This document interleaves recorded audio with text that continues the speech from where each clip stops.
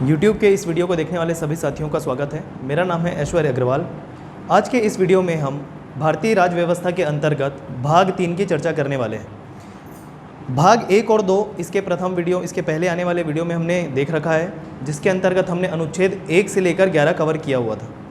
आज हम भाग 3 के अंतर्गत मौलिक अधिकार, जो अनुच्छेद 12 से 35 कवर करता है, वो हम देखेंगे। ठीक है, चलिए शुरू करते हैं। भारतीय राज्य व्यवस्था के अंतर्गत मौलिक अधिकार परीक्षा की दृष्टि से बहुत ही महत्वपूर्ण है। कोई भी परीक्षा हो, इस क्षेत्र से जो प्रश्न है वो काफ़ी ज़्यादा पूछे जाते हैं। ठीक है, तो भाग 3 मौलिक अधिकार अनुच्छेद 12 से 35 आपको बहुत ही अच्छे से पढ़ना है और इससे संबंधित सारी जो बातें हैं, महत्वपूर्ण बातें हैं, वो मैं आपको बताने वाला हूँ। ध्यान से सुनिएगा, ठीक है, सीक्वेंस देखिएगा। उससे पहले पिछले क्लास में हमने भाग 1 के बारे में बात किया था, जो था संघ, राज्य एवं उसका क्षेत्रफल। उससे संबंधित कुछ महत्वपूर्ण और बात है जो मैं आपको बताने जा रहा हूँ, उसे सुनिएगा। ठीक है, तो भाग 1 से संबंधित देखिए, संघ, राज्य एवं क्षेत्रफल। राज्यों के बारे में हमने पढ़ा था कि भारत की आज़ादी के बाद भारत में विभिन्न राज्य बनाए गए थे। तो राज्य के गठन को लेकर या राज्य के निर्माण को लेकर कौन कौन सी समितियाँ बनाई गई थी, उस समिति के बारे में मैं आपको बताने वाला हूं, जो परीक्षा की दृष्टि से महत्वपूर्ण है। ठीक है, इसे नोट करिएगा। तो क्या लिख लेते हैं हम?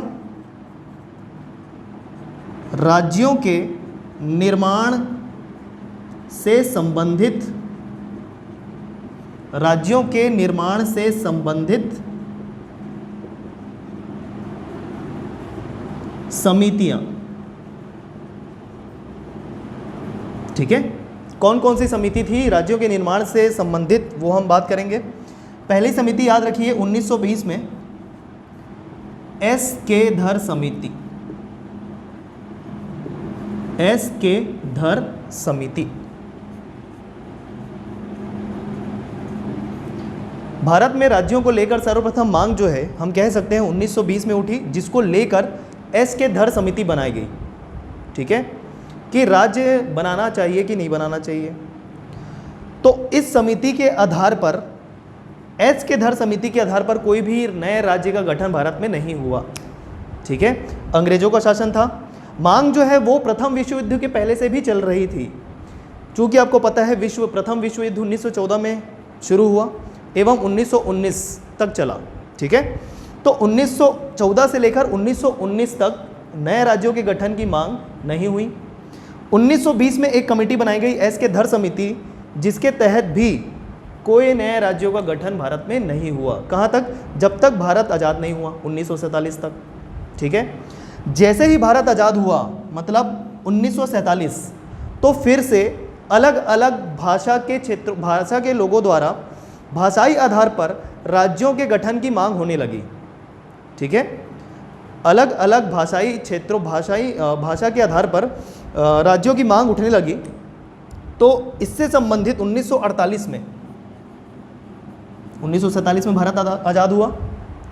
भाषाई आधार पर राज्यों के निर्माण को लेकर सर्वप्रथम 1948 में एक कमेटी बनाई गई, JVP समिति, JVP समिति।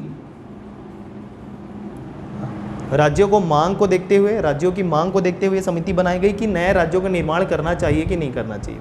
देखो, सबसे बड़ी दुविधा क्या थी इस समय? 1947 जैसा कि भारत आज़ाद हुआ, उस समय विभिन्न देशी रियासतों को एक करके भारत देश बनाने का जो था टारगेट, वो पूरा हुआ। कौन किया उसे? सरदार वल्लभ भाई पटेल ने। ठीक है, आज जो हम भारत देश देखते हैं, ठीक, उस पूरे भारत देश का श्रेय जो है, या देशी रियासतों को मिलाने का श्रेय जो है, किसे जाता है? सरदार वल्लभ भाई पटेल को। तो इतने देशी रियासतों को जो अलग अलग थे, उनको एक करके पूरा भारत देश बनाने का जो श्रेय है, वो सरदार वल्लभ भाई पटेल को दिया जाता है। तो फिर से अलग अलग राज्यों की मांग होने लगी, तो फिर से वही दुविधा हो गई।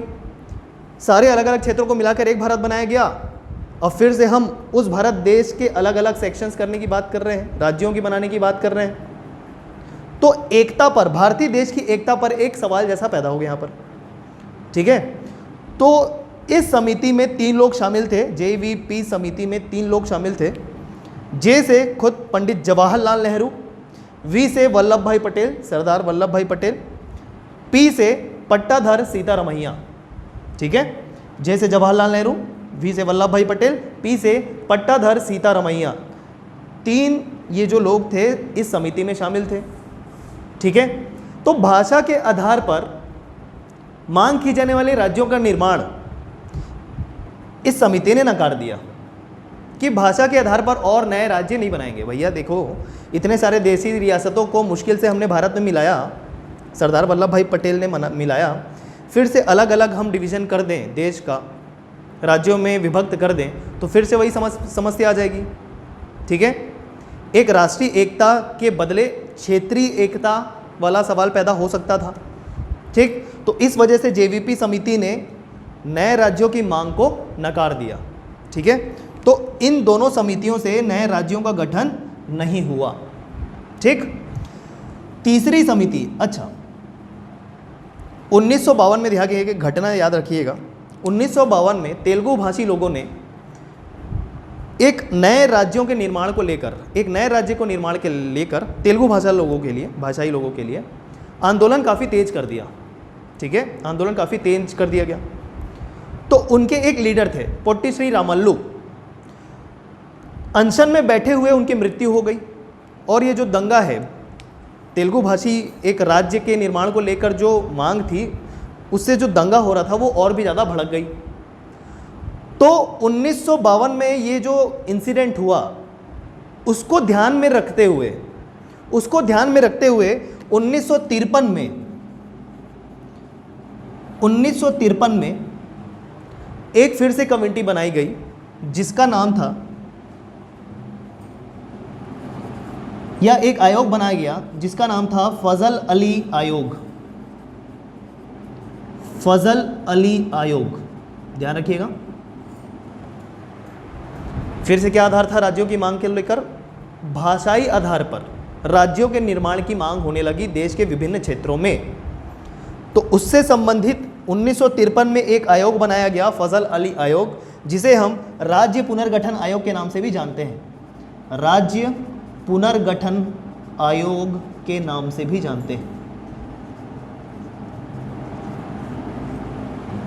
ठीक है, तो इस आयोग ने, फजल अली आयोग ने यह निश्चित किया कि भाषा के आधार पर कितने अलग अलग राज्य भारत देश में बनाए जा सकते हैं।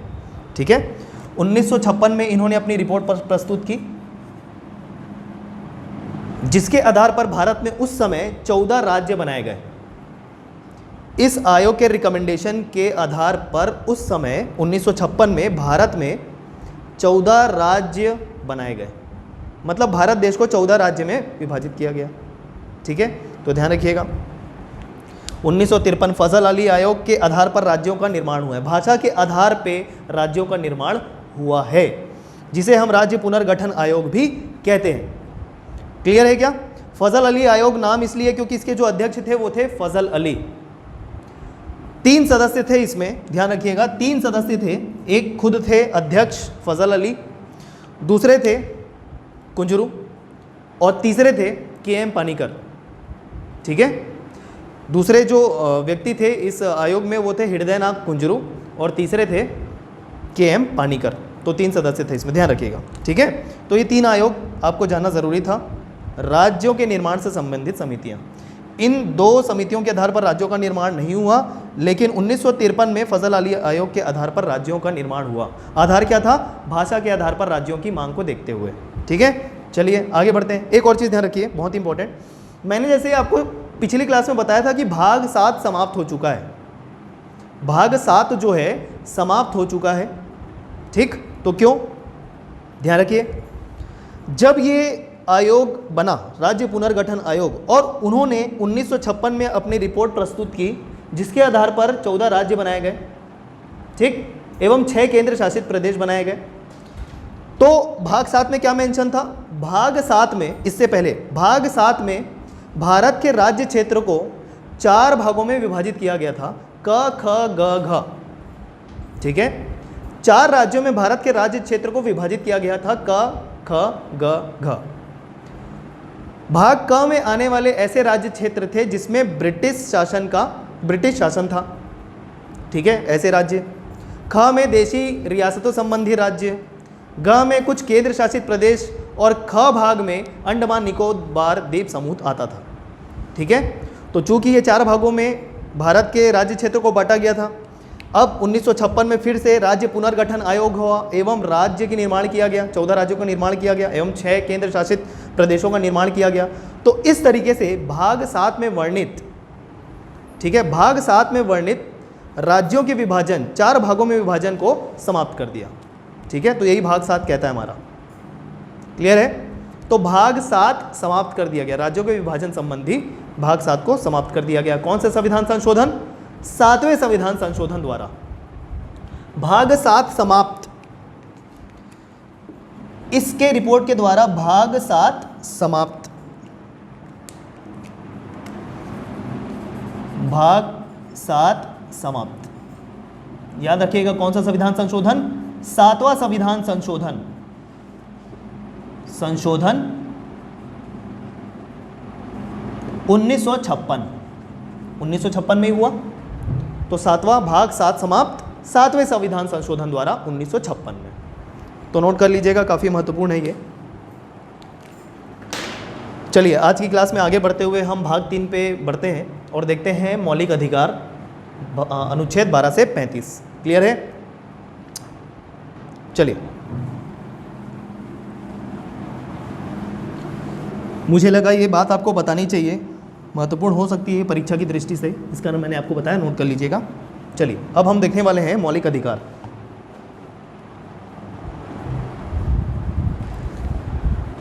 भाग 3, भाग 1 और 2 देख लिया हमने। भाग 1 क्या था? संघ राज्य एवं उसका क्षेत्रफल। भाग 2 क्या था? नागरिकता। एवं भाग 3 काफी महत्वपूर्ण, नोट कर लीजिए, मौलिक अधिकार, अनुच्छेद 12 से 35 मौलिक अधिकारों का वर्णन है। ठीक है, अब इन अधिकारों को मौलिक क्यों कहते हैं? संविधान में वर्णित कुछ अधिकार जो भारतीय नागरिकों को एवं साथ ही साथ कुछ अधिकार विदेशियों को भी प्रदान किए गए हैं, जिन्हें मौलिक अधिकार कहा जाता है। इन्हें मौलिक क्यों कहते हैं? क्योंकि इनकी जो गारंटी है, मतलब आपको ये जो अधिकार है वो मिलेंगे ही, इसकी गारंटी है। और गारंटी कौन देता है? संविधान। ठीक है, तो इसी वजह से इसे मौलिक अधिकार कहते हैं। मौलिक अधिकार कहने के पीछे एक और रीज़न ये है कि ये जो अधिकार है ये किसी व्यक्ति के डेवलपमेंट को भी लेकर आश्वस्त करते हैं। ठीक है, किसी व्यक्ति के चहुमुखी विकास को लेकर भी आश्वस्त करते हैं। ठीक है, तो इस तरीके से यह जो अधिकार है ये मौलिक अधिकार होते हैं। क्या 2 रीज़न बताया कि इन्हें संविधान द्वारा गारंटी प्रदान की गई है कि ये अधिकार आपको मिलेंगे ही, इसका हनन कोई नहीं कर सकता, एवं यह अधिकार जो है किसी व्यक्ति के विकास से भी संबंधित है या विकास के लिए आवश्यक है। ठीक है, तो ये रीज़न है। जो भी चीज़ें, बातें आपको बताई जाएंगी, इससे संबंधित आप नोट करिएगा। सबसे पहले तो ज़रूरी है आप कौन कौन से अधिकार जो हैं मौलिक अधिकार के अंतर्गत आते हैं ये जानना आपको ज़रूरी है। आपके ही अधिकार की बात है। हालांकि अभी जो प्रेजेंट में हम देख रहे हैं कोविड-19 वाली सिचुएशन, इसमें बहुत सारे जो मौलिक अधिकार हैं वो रद्द कर दिए गए हैं, जैसा कि आपको पता होगा। ठीक है, कुछ व्यक्तिगत स्वतंत्रताएं थी, जैसा कि हम कहीं भी बाहर में जाके घूम सकते थे। ठीक है, उसको अभी अस्थायी तौर पे निरस्त कर दिया गया है। तो ऐसा नहीं है कि मौलिक अधिकार है तो उसे रोका नहीं जा सकता या निरस्त नहीं किया जा सकता, सस्पेंड नहीं किया जा सकता। ठीक है, अगर कानून को ऐसा लगता है कि कुछ विशेष परिस्थितियों में इसे निरस्त करना चाहिए तो वो निरस्त कर सकते हैं। ठीक है, लेकिन कुछ मौलिक अधिकारों को छोड़कर कुछ मौलिक अधिकार जो है वो किसी भी परिस्थितियों में निरस्त नहीं होंगे।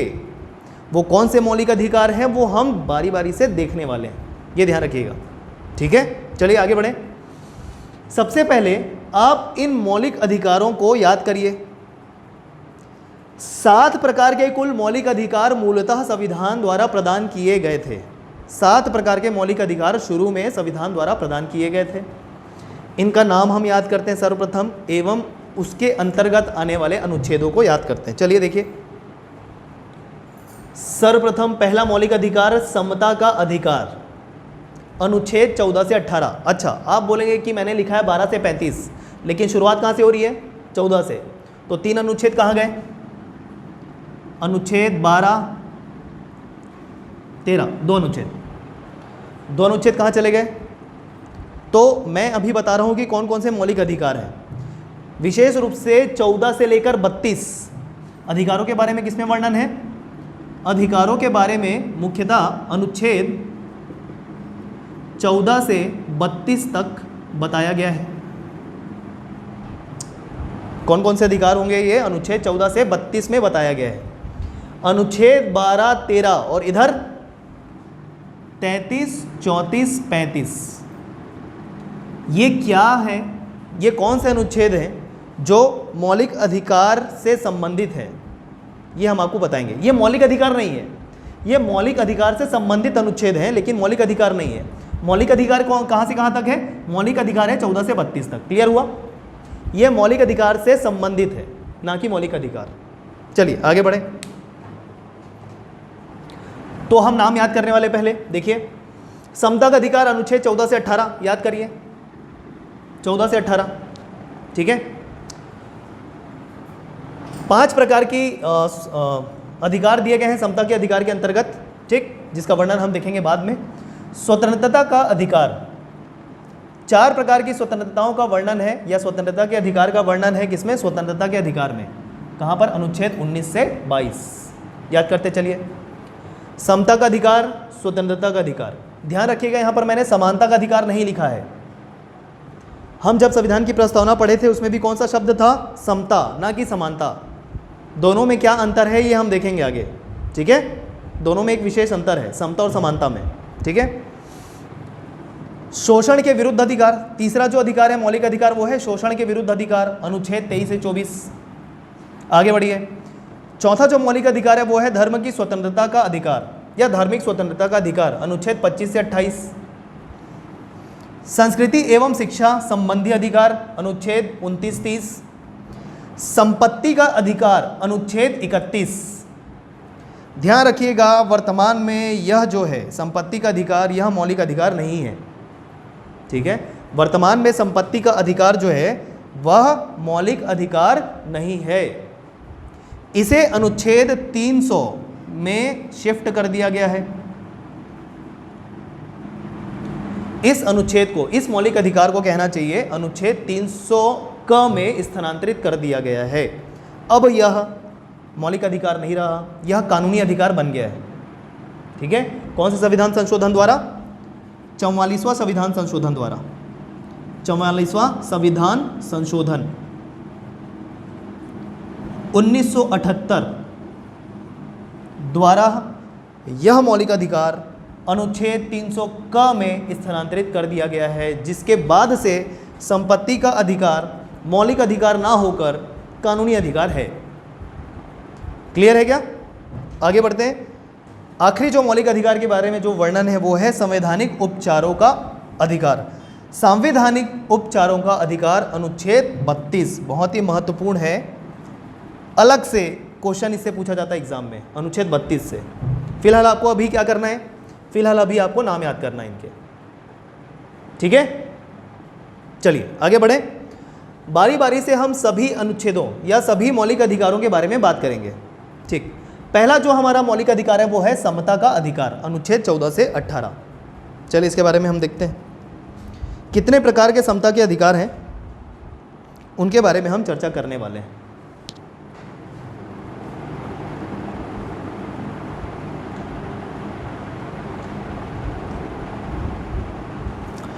पहले तो मैं आपको एक अंतर स्पष्ट करना चाहूँगा समता और समानता के बीच में, ठीक है, कि समता और समानता में क्या अंतर है, एक विशेष अंतर है। ध्यान रखिए। जैसे मैं एग्जांपल आपको समझाऊं कि 2 व्यक्ति हैं, एक अमीर व्यक्ति है और एक गरीब व्यक्ति है, ठीक है, ये कर लिया। किसी वस्तु को खरीदने के लिए ऑब्वियसली किसके पास पैसा होगा? सपोज एक एग्जांपल लेते हैं कि कोई वस्तु जो है वो 100 रुपये में आ रही है, ठीक है, कोई वस्तु जो है वो 100 रुपये में आ रही है, ठीक। तो क्या किया गया? अमीर व्यक्ति तो उसे खरीद सकता है, लेकिन गरीब व्यक्ति के पास 20 रुपये है तो वह सामान वो नहीं खरीद सकता। तो क्या किया गया? दोनों को 50-50 रुपये दे दिए गए।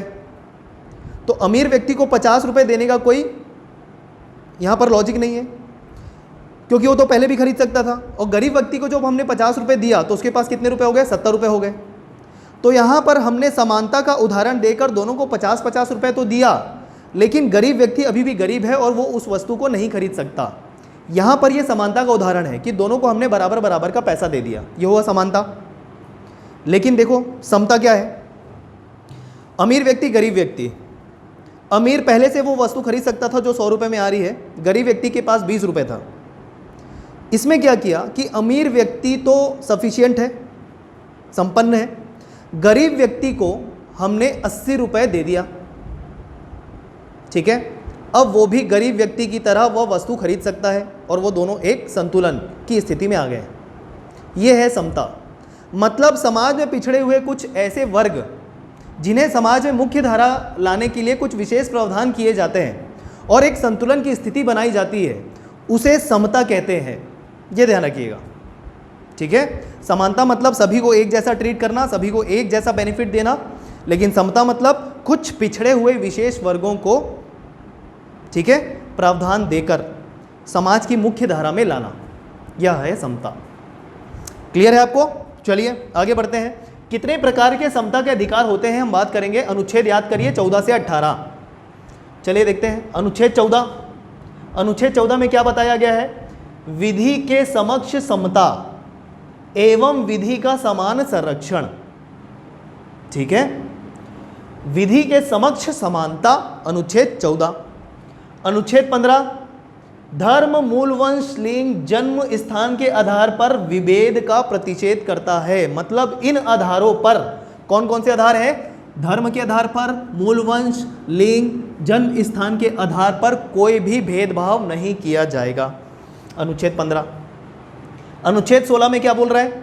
लोक नियोजनों में अवसर की समानता। कुछ लोक नियोजन सरकार द्वारा अगर प्रस्तुत किए जाते हैं तो उसमें सभी को अवसर की समानता होगी। अनुच्छेद 16। अनुच्छेद 17 में अस्पृश्यता का अंत। अनुच्छेद 18 उपाधियों का अंत। याद करिए, चारों अनुच्छेद आपको याद होने चाहिए। देखिए सबसे बड़ी जो चुनौती है मौलिक अधिकार याद करने में वो है अनुच्छेद, कौन से अनुच्छेद में क्या है, ये सबसे बड़ी चुनौती है। आपको नाम के साथ याद होना चाहिए अनुच्छेद, सबसे पहली चुनौती। क्योंकि कई बार प्रश्न ऐसे देखने को मिलते हैं कि भाई अनुच्छेद 16 में किसका वर्णन है, सीधा सीधा प्रश्न, ठीक है। तो सबसे बड़ी चुनौती पहले क्या है कि अनुच्छेद से संबंधित सीधे विषय जो है उनको आपको ध्यान में रखना है, ठीक है। चलिए अनुच्छेद 14 से लेकर आपको 18 क्लियर है, ठीक। इसे हम और क्या कह सकते हैं? कानून के समक्ष समानता, अनुच्छेद 14। और इसे एक और चीज बोल सकते हैं क्या? सामाजिक समानता, सामाजिक समानता या समता, समता। ध्यान रखिएगा, जब कभी भी मैं समानता का शब्द का प्रयोग करूंगा उसे आपको समता समझना है, ठीक है। हम बोलचाल में समानता का शब्द का प्रयोग भी कर सकते हैं, लेकिन जो मेंशन है वो समता है और डिफरेंस होता है उसमें। तो क्लियर है? कानून के समक्ष समानता, कानून के समक्ष समान हो गए, अब समाज के सामने समान होना है। तो अनुच्छेद 15 सामाजिक समानता, सभी के समक्ष समान हो गए, फिर क्या होगा? हमको जो अवसर मिलेंगे उसमें समानता होनी चाहिए, समता होनी चाहिए। फिर जब सारी चीज़ें समान हो गई, अवसर में भी समानता मिलने लगी, फिर किसी भी तरीका अस्पृश्यता नहीं होना चाहिए, छुआछूत या भेदभाव नहीं होनी चाहिए, ठीक है। और फिर किसी भी व्यक्ति को कोई विशेष उपाधि नहीं दी जाएगी, किसी भी व्यक्ति को कोई विशेष उपाधि नहीं दी जाएगी। सैन्य एवं शिक्षा संबंधी उपाधि को छोड़कर, उपाधि को छोड़कर, ध्यान रखिएगा, जब कोई भेदभाव ही नहीं है, सारे समान हैं, ठीक है, तो किसी व्यक्ति विशेष को उपाधि देकर क्यों बड़ा करना, ठीक है, क्यों विशेष महत्व देना। इसी वजह से उपाधियों का अंत कर दिया गया। पुराने समय में किसी भी व्यक्ति को एक उपाधि के तौर पे नवाजा जाता था, ठीक है, कोई अच्छा काम करने पे। तो अभी भी ध्यान रखिएगा, सैन्य एवं शिक्षा संबंधी उपाधि को छोड़कर, मतलब सैन्य एवं शिक्षा संबंधी जो उपाधि है, जैसे आपने इंजीनियरिंग की या डॉक्टरी की, तो नाम के आगे क्या लगाते हैं लोग? डॉक्टर। तो वो शिक्षा संबंधी उपाधि हो गई, उसे आप यूज़ कर सकते हैं, ठीक है। एवं सैन्य उपाधि को भी आप यूज़ कर सकते हैं। क्लियर है? तो सीक्वेंस याद करिएगा। तो ये है आपके अनुच्छेद 14 से 18। चलिए अब इसका हम वर्णन करते हैं जल्दी से जल्दी, जो जो कॉन्सेप्ट इसके अंतर्गत आते हैं उससे संबंधी, ठीक है, चलिए देखिए अनुच्छेद 14 क्या कह रहा है, विधि के समक्ष समता या विधि का समान संरक्षण। ये जो प्रथम कॉन्सेप्ट है, विधि के समक्ष समानता, मतलब जो विधि होगी, कानून होगी, उसके समक्ष सभी समान होंगे। सीधा अर्थ निकलता है इसका, विधि के समक्ष सारे लोग समान होंगे। क्लियर है? यह जो कॉन्सेप्ट है ये कहां से आया है? ये आया है ब्रिटेन से। ठीक, दो अलग अलग कॉन्सेप्ट है, विधि के समक्ष समानता एवं विधि का समान संरक्षण। प्रथम कॉन्सेप्ट ब्रिटेन से आया है। दूसरा शब्द है विधि का समान संरक्षण। विधि का समान संरक्षण मतलब विधि द्वारा सभी लोगों को समान रूप से संरक्षित किया जाएगा। ठीक है, दोनों में अंतर है। और यह जो कॉन्सेप्ट है यह अमेरिका से लिया गया है। कहां से लिया गया है? अमेरिका से। ठीक, तो ये ध्यान रखिएगा। अच्छा, इसे देने वाले जो व्यक्ति है ब्रिटेन से, उसका नाम याद रखिए, क्या? प्रोफेसर या A.V. डायसी। A.V. डायसी एक न्यायाधीश थे या न्यायविद थे ये ब्रिटेन के, A.V. डायसी। याद रखिएगा, ये जो कॉन्सेप्ट दिया था उन्होंने। क्लियर है? विधि के समक्ष समता या समानता को जो कॉन्सेप्ट है वो कहां से आया? ब्रिटेन से। एवं विधि का समान संरक्षण कहां से आया? अमेरिका से। क्लियर? आगे बढ़े, चलिए अनुच्छेद 15 में आइए। ये जो शब्द हैं ये आपको याद होने चाहिए। इन आधारों पर किसी भी तरीके का भेदभाव या सामाजिक भेदभाव नहीं किया जाएगा। धर्म, मूल वंश, लिंग, जन्म स्थान के आधार पर भेदभाव नहीं किया जाएगा। ठीक है? या किसी स्थान विशेष में जाने से नहीं रोका जाएगा। ये चीज़ ध्यान रखिएगा आप। तो अनुच्छेद 15 से संबंधित याद रखिएगा, जब इन आधारों पर भेदभाव नहीं किया जाएगा तो समाज के कुछ वर्गों के लिए विशेष प्रावधान किए गए हैं इस अनुच्छेद के अंतर्गत। ठीक है? जैसे महिलाओं एवं बच्चों के लिए विशेष प्रावधान, ST SC के लिए विशेष प्रावधान। बाद में जाके हम देखते हैं कि OBC के लिए भी शिक्षा में जो आरक्षण है, शैक्षणिक संस्थानों में जो सीटों का आरक्षण है OBC के लिए, वो भी इसी अनुच्छेद के अंतर्गत आता है। ठीक, तो इससे हमको क्या याद रखना है? विशेष प्रावधान कुछ वर्गों को लेकर। किसको किसको लेकर? महिलाओं, बच्चों, ST SC एवं OBC के लिए विशेष प्रावधान, अन्य पिछड़ा वर्ग के लिए प्रावधान। ये ध्यान रखिएगा।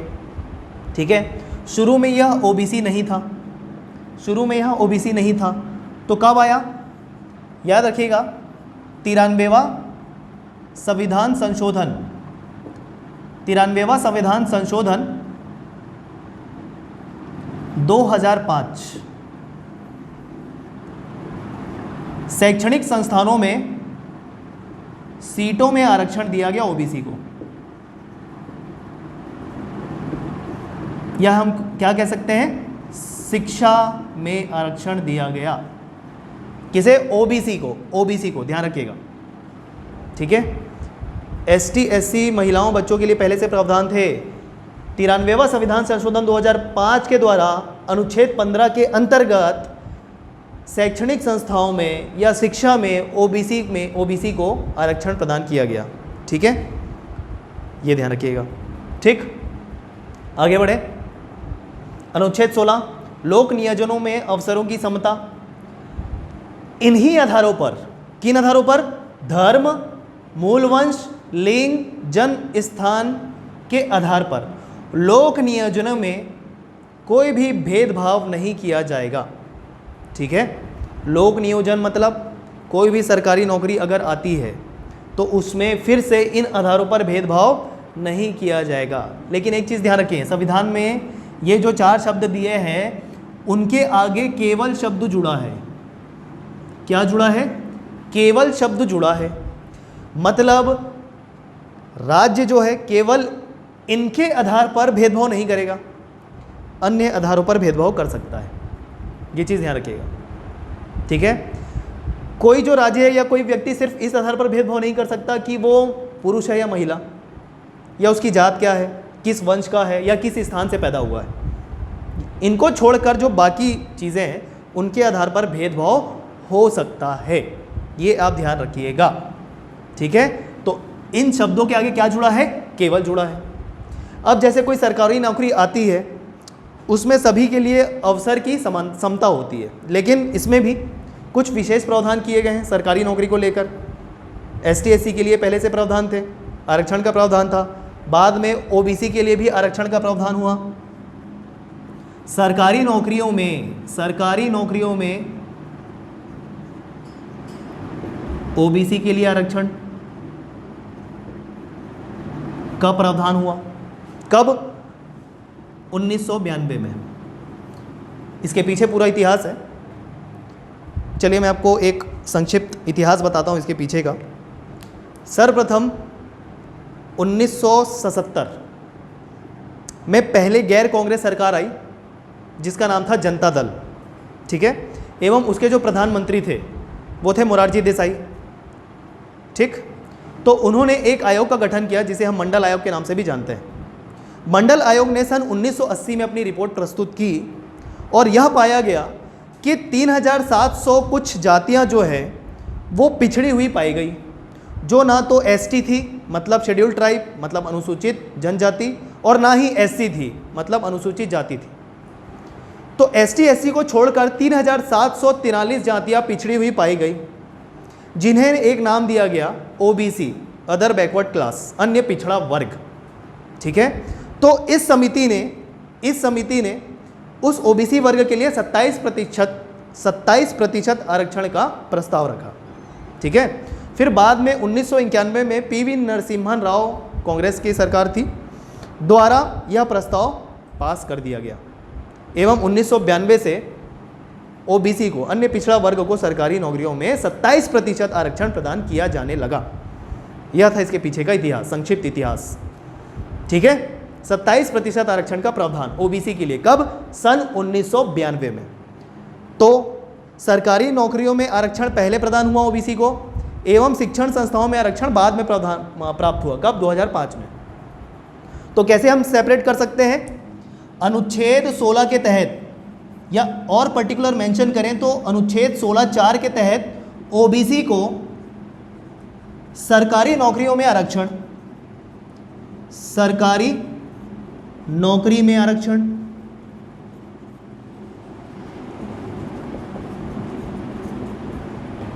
एवं अनुच्छेद 15(4) के अंतर्गत ओबीसी को शिक्षा में आरक्षण,